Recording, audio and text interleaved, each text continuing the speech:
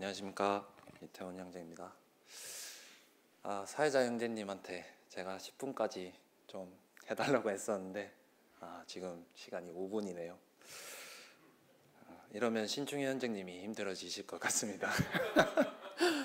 네, 제가 저번 주에 이제 동훈 형제가 이렇게 수요 집회 말씀을 전했었는데요. 마치고 내려오는 그 표정을 보았을 때 참 자신은 모든 것을 해냈다라는 그 표정을 보면서 참 부럽기도 했고요. 또 점점 다가오는 제 시간이 더 느껴져서 또 마음이 무거워졌습니다. 제가 말씀을 나누기 전에 짧게 저의 근황에 대해서 말씀드리고자 하는데요. 사실 이거는 부끄러워서 제가 얘기를 안 하려고 했는데 또 기회가 기회이고 또 성도님들과 함께 나누는 것이 또 맞다고 생각이 되어져서 짧게 나누고자 합니다. 저희 며칠 사이에 비가 많이 내렸잖아요. 그래서 그 사고들이 참 뉴스에서도 많이 나는데 저도 그 퇴근길에 적지 않은 그 교통사고를 당했었습니다. 그 수막 현상이라고 해서 이제 물이 얇은 막이 생기는데 제 차가 그 빗길에 미끄러져서 교통사고를 났습니다. 근데 제가 2차선에서 이렇게 주행 중에 있었는데 어느 순간 그 운전대를 조작하지 않았는데 제 차가 가드레일로 가고 있더라고요. 그래서 그때 당시에는 한 90도로 돌았는 줄 알았는데 블랙박스를 확인해 보니까 차가 한 바퀴를 돌았더라고요. 그래서 제가 할 수 있는 것이라고 이렇게 그 운전대를 고정시키고 브레이크를 밟는 것밖에 없었는데 참 그게 좋게 되었는지 모르겠지만 또 2차 사고가 나지 않았고 또 무엇보다 제 몸이 하나도 다치지가 않아서 또 그 병원에 갔다 왔는데 아무 이상이 없다고 하더라고요. 그래서 참 다행이었습니다. 운전하시는 모든 성도님들을 위해서 기도하겠습니다. 제가 오늘 나눌 말씀은요, 총 두 가지인데 첫 번째는 바리새인에 대해서 또 말씀을 나누고자 하고요. 또 두 번째는 제가 묵상했던 말씀들을 나누고자 합니다. 먼저 바리새인과 이 예수님의 대화에서 가이사의 것은 가이사에게, 하나님의 것은 하나님께 드리라는 이 말씀을 인용해 봤는데요. 제가 이 말씀을 읽을 때는 항상 예수님의 지혜를 예수님의 지혜가 참 깊구나라는 것을 항상 묵상했던 것 같습니다. 제가 그 지혜가 참 부족한 사람이라서 이러한 예수님의 지혜를 볼 수 있는 말씀들을 볼 때 참 예수님의 지혜를 참 담고 싶다, 이러한 기도를 많이 했었던 것 같습니다. 그래서 이 바리새인과 예수님의 대화에서도 이렇게 예수님이 대답하셨던 가이사의 것은 가이사에게, 하나님의 것은 하나님께 드리라는 이 말씀을 보았을 때 참 예수님의 지혜를 엿볼 수 있는 것 같습니다. 또 이러한 말씀들을 읽다 보니까 바리새인에 대해서 궁금해져서 다시 한번 바리새인에 대해서 한번 묵상해보고 이 말씀을 보았을 때 이번에는 예수님의 이러한 심정이 어땠을까 궁금해지더라고요.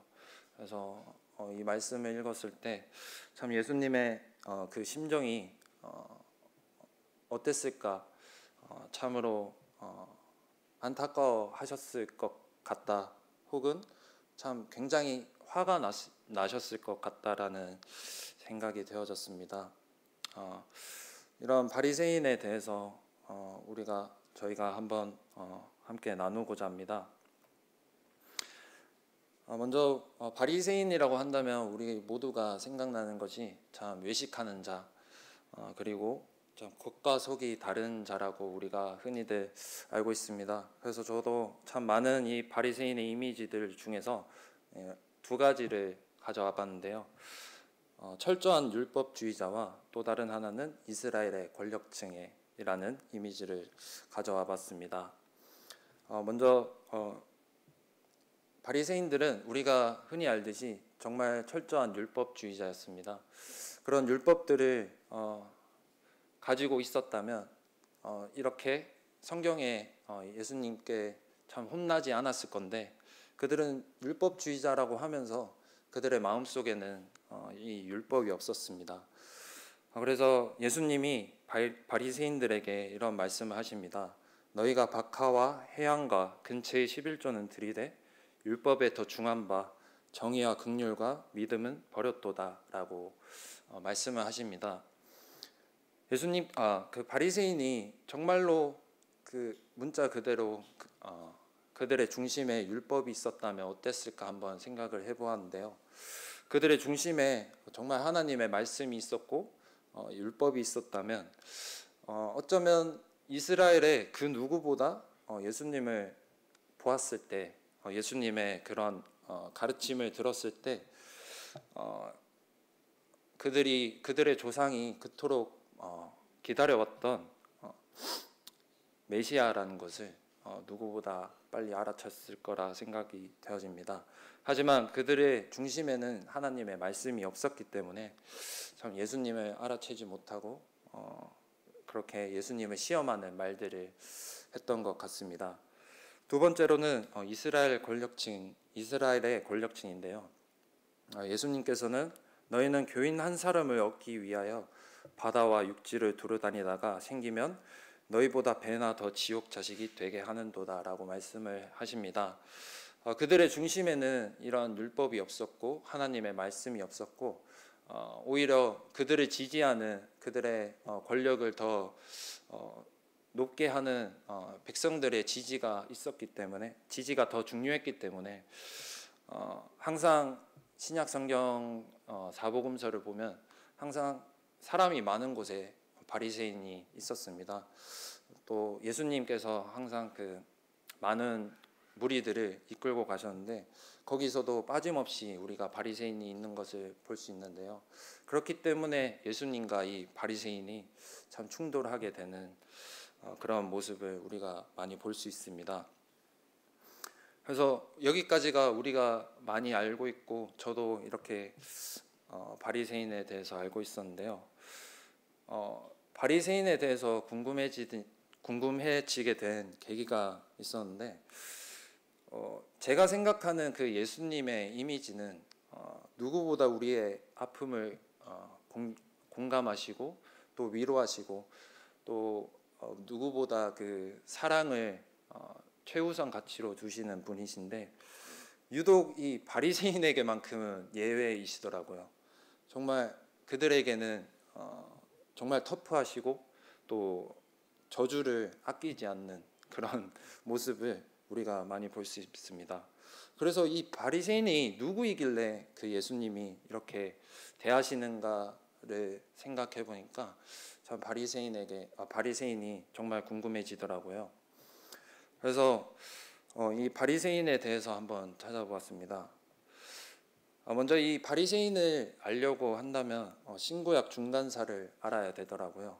그래서 우리가 이 성경을 텍스트로 읽고 있어서 구약과 신약의 차이가 종이 한 장 차이지만 그 시간적으로 보았을 때 400년의 시간이라는 것이 있고 또 그때의 문화가 헬레니즘 문화가 강성했던 것을 볼 수 있습니다. 이런 역사적 사실들을 제가 이 강단에서 말씀을 전하기가 좀 마음이 꺼려져서 누구나 알 법한 그리고 누구나 사용하고 있는 이러한 정보들을 한번 가져와 봤는데요. 바리새인의 이름의 유래에 대해서 한번 알아보았습니다. 그들은 구별된 사람들이라는 말에서 유래가 됐다고 합니다. 그 페루심이라는 구별되다라는 말에서 유래가 되었다는 학자도 있는 반면에 페르시아라는 이런 말에서 유래가 됐다고 하는 학자도 있습니다. 그들의 공통된 관점을 본다면 무엇으로부터 구별되었다라는 것은 그들이 공통점으로 보는 것 같습니다. 그래서 무엇으로부터 구별되었는가를 살펴보게 되었는데요. 이 헬레니즘이라는 혼란스러운 흐름으로부터 구별되어 거룩함을 붙잡으려고 했던 사람들이라고 합니다. 이 바리새인의 시초가 되는 사람들은 참 그들의 율법을 지키기 위해서 목숨을 아끼지 않았던 사람들이 이 바리새인의 시초가 되었다고 합니다. 그래서 돌아가서 우리가 신약 성경의 바리새인과 지금 우리가 보고 있는 신구약 중간사에서 바리새라고 불렸던 사람들과 차이점을 보았을 때 신약 성경의 바리새인들이 무엇을 잃어버렸는가를 또 생각해 보게 되었고요. 또 이것을 중점적으로 생각해서 다시 한번 이 가이사의 것은 가이사에게, 하나님의 것은 하나님께 드리라는 이 말씀을 다시 한번 묵상하게 되었습니다. 먼저 이 본문의 배경을 살펴보기를 원하는데요. 먼저 예수님께서 이 나귀를 타시고 예루살렘 성에 입성하시게 됩니다. 여기서 많은 사람들이 정말 예수님을 환영하고 찬양했습니다. 그런 많은 사람들이 있어서 바리새인도 빠짐없이 그 무리 속에 있었습니다. 그 바리새인들이 또 예수님께 이러한 질문을 던지게 됩니다. 세금을 가이사에게 바치는 것이 옳습니까? 라는 의도가 분명한 질문을 던지게 됩니다. 왜냐하면 예수님께서 이것을 가이사에게 바치라고 한다면 당신은 하나님 대신 로마 황제를 주인으로 인정하는 것이기 때문에 종교범으로 처형할 수 있는 빌미가 될 수 있었고요. 또 바치라고 한다면 당신은 바치지 말라고 한다면 황제의 명령을 거역하는 사람으로서 이렇게 반란자로 이렇게 처형이 가능했습니다. 그래서 이렇게 의도가 분명한 질문들을 던지게 되는데요. 이런 질문들을 했을 때 예수님께서는 가이사의 것은 가이사에게, 하나님의 것은 하나님께 바치라는 말씀을 해주십니다. 이러한 말씀을 하셨을 때 예수님의 심정이 어땠을까 또 생각해보게 되더라고요. 그들의 조상은 하나님만이 우리의 주인이라고 생각하고 권력자들의 우상숭배에 반대하고 율법을 지키기 위해서는 자신의 목숨도 마다하지 않는 사람들이었는데 그들의 후손이라고 하는 사람들은 지금 그 하나님을 시험하고 구별된 사람인 척하는 그런 모습을 보일 때 참 예수님의 이런 대답을 하실 때 심정이 어땠을까 참 안타까워 하셨던 것 같습니다. 제가 보기에는 그들의 그 조상들이 이러한 율법을 지키기 위해서 나갔던 그 모진 삶을 참 기도를 드렸을 거잖아요. 그 기도를 들으시는 분이 바로 이 바리새인의 후손이라고 하는 바리새인의 후손이라고 하는 사람들과 대화하는 이 예수님인데 참 그들의 조상과 또 이렇게 달라진 바리새인의 후손들을 보면서 참 예수님의 심정이 참으로 안타까워하셨을 것 같습니다. 성경이 왜 이렇게 바리새인들에 대해서 비중 있게 다루고 또 왜 그토록 예수님이 그들을 저주하셨는지 지금 이 세상을 살아가는 우리 그리스도인들에게 참 주목해 볼 필요가 있는 점인 것 같습니다. 참 너무나도 쉽고 누구나 쉽게 이 바리새인이 될 수 있는 것 같습니다. 참 우리의 중심에 있는 그 믿음이 무엇을 믿느냐에 따라서 참 시간이 지나면 지날수록 그 변화가 돌이킬 수 없이 참 크게 벌어지는 것 같습니다. 다음으로 제가 묵상했던 것들을 나누고자 합니다. 먼저 데살로니가전서의 말씀인데 항상 기뻐하라, 쉬지 말고 기도하라, 범사에 감사하라, 이것이 그리스도 예수 안에서 너희를 향하신 하나님의 뜻이니라.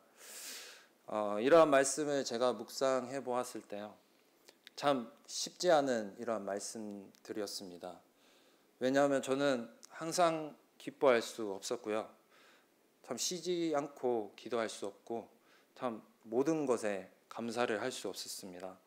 그런데 이것이 하나님의 뜻이라고 하시니까 어쩔 때는 그냥 눈을 감아 버린 적도 있어요.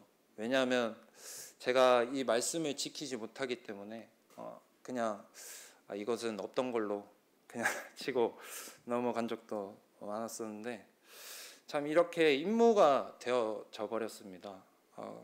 그런데 제가 말씀을 계속해서 묵상해 보니까 참 이 임무가 되었던 이 율법이 저에게는 이제 소망의 말씀이 되었습니다.